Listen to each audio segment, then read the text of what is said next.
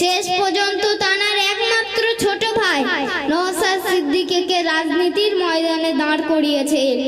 কিছু মুনাফিক মুসলমান ও কিছু দেশদ্রোহী তানাকে সমাজের কাছে দেশদ্রোহীর দালাল বলে চিহ্নিত করার চেষ্টা চালাচ্ছে।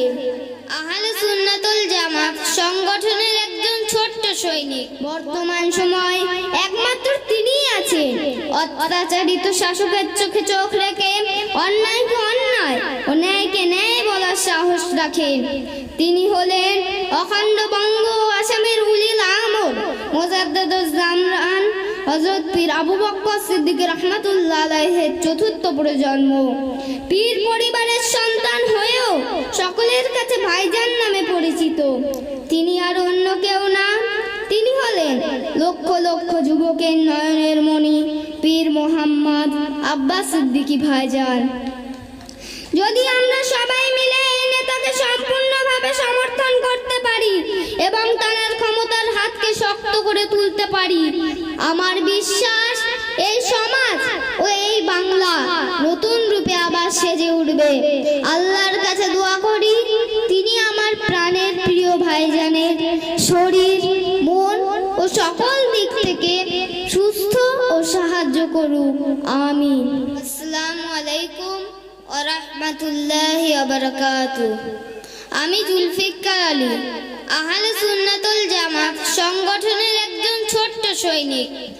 এখানে উপস্থিত সকলকে এবং আমার জীবনের খুবই প্রিয় মানুষ ভাইজান হুজুরকে শ্রদ্ধা ও ভালোবাসা জানিয়ে শুরু করছি।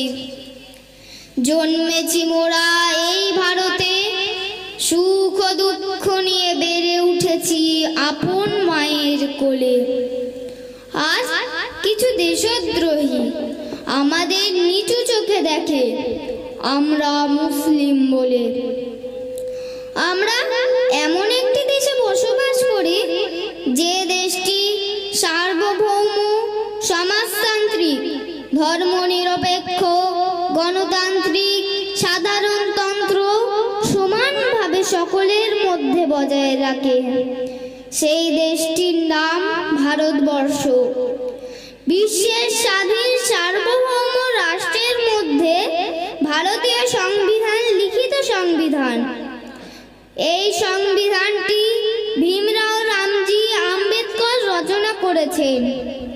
এই সংবিধানে 24টি অংশে 448টি ধারা আছে। এই সংবিধানের মধ্যে সরকার গঠনের ও সরকারের কাজ, ক্ষমতা, কর্তব্য, মানুষের মৌলিক অধিকার, নির্দেশমূলক নীতি ও নাগরিকের কর্তব্য, ন্যায় বিচার এবং সকল নাগরিকের মধ্যে সুসম্পর্কের কথা বলা আছে। আজ আমরা যে বিষয়ের জন্য এখানে এসেছি সেটি হলো কেন্দ্রীয় সরকার দ্বারা এমন একটি অকাপ সংশোধনীয় বিল পাস হয়েছে, তার দ্বারা ভারতীয় সংবিধান ও একটি জাতি কঠিন বিপদের মুখে। অকাপ সম্পত্তিটা কি? অকাপ সম্পত্তি হলো স্থাবর বা অস্থাবর সম্পত্তি যা আল্লাহর নামে করে দেওয়া হয়েছে। সেই সম্পত্তি সেবার কাজে ব্যবহার করা হয়, কিন্তু হস্তান্তর করা যায় না। ওয়াকফ বোর্ড এই সম্পত্তির সমস্ত সিদ্ধান্ত নিয়ে থাকে। সারা ভারতবর্ষ জুড়ে 9.4 লক্ষ একর জমি ও 8.7 লক্ষ সম্পত্তি আছে, যার আনুমানিক বাজার মূল্য 1.2 লক্ষ কোটি টাকা, যেটা এই কেন্দ্রীয় সরকার এই বিলের মাধ্যমে নিজেদের অধীনে রাখতে চাইছে। আমাদের আন্দোলন এই বিলের বিরুদ্ধে, কিন্তু আজ আমরা অসহায়, কারণ আমরা নেতাহীন। আজ আমরা যাদেরকে নেতা বলে মানি তারা সবাই স্বার্থপর।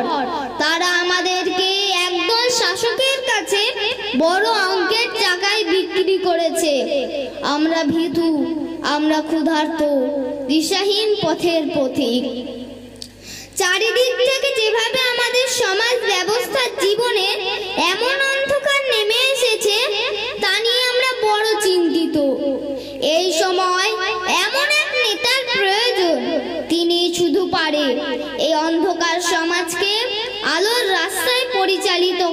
উঠে। তোমরা কি সেই নেতার সন্ধান দিতে পারো? আমি পারি সেই নেতার সন্ধান ও পরিচয় দিতে। তিনি 1987 সালে ফুরফুরা শরীফের পীর পরিবারে জন্মগ্রহণ করেন। ছোটবেলা থেকে দুরন্ত ও জেদি ছিলেন। তিনি আলিয়া বিশ্ববিদ্যালয় থেকে থিওলজিতে এমএ পাশ করেন। ধর্মীয় বিভাগে মাওলানা পাশ করেন। শিক্ষা জীবন শেষ করে তিনি ধর্মীয় সভায় বক্তব্য রাখতে শুরু করেন। তাঁর আচার ব্যবহারে মানুষ মুগ্ধ হয়ে ওঠে। তিনি রাতের ঘুম হারাম করে গরিব, অসহায়, পিছিয়ে পড়া মানুষের কথা ভাবতে শুরু করে। তাই সর্বপ্রথম 2016 সালে আহলে সুন্নাতুল জামাত নামে একটি অরাজনৈতিক সংগঠন প্রতিষ্ঠিত করেন। এই সংগঠনের মাধ্যমে সমাজের অসহায় মানুষের সেবা, মাদ্রাসা, মক্তব, মেধাবী ছাত্রদের অর্থদান এবং নিপীড়িত মানুষের কণ্ঠ হয়ে ওঠেন।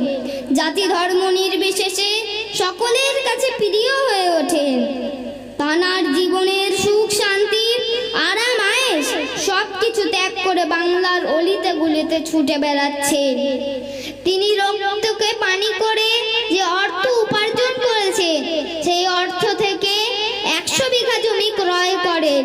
সেই জমিতে পিছিয়ে পড়া জাতির জন্য জ্ঞানের শহর গড়ে তোলার কাজে রাত দিন ব্যস্ত হয়ে আছেন। আজ আমরা যেটা বিপদের মুখে ভাবছি, তিনি সেটা আজ থেকে 10 বছর আগে অনুমান করেছিলেন। সেই সময় থেকে এই জাতিকে বাঁচাবার সব রকম চেষ্টা করে চলেছে। শেষ পর্যন্ত তাঁর একমাত্র ছোট ভাই নওশাদ সিদ্দিকীকে রাজনীতির ময়দানে দাঁড় করিয়েছেন। কিছু মুনাফিক মুসলমান ও কিছু দেশদ্রোহী তাকে সমাজের কাছে দেশদ্রোহী দালাল বলে চিহ্নিত করার চেষ্টা চালাচ্ছে। এসবকে তোয়াক্কা না করে 24 পরগনা, মালদা, মুর্শিদাবাদ, মেদিনীপুর, হাওড়া, হুগলি, এপার বাংলা ও ওপার বাংলা দাপিয়ে বেড়াচ্ছেন। ইসলাম মানে শান্তি ও ঈমান কথার অর্থ বিশ্বাস, সেটা তানাকে লক্ষ্য করলে বোঝা যায়। তিনি নীতিতে কঠোর, লক্ষ্যে স্থির, বিশ্বাসে রাসূল, ভরসায় আল্লাহ।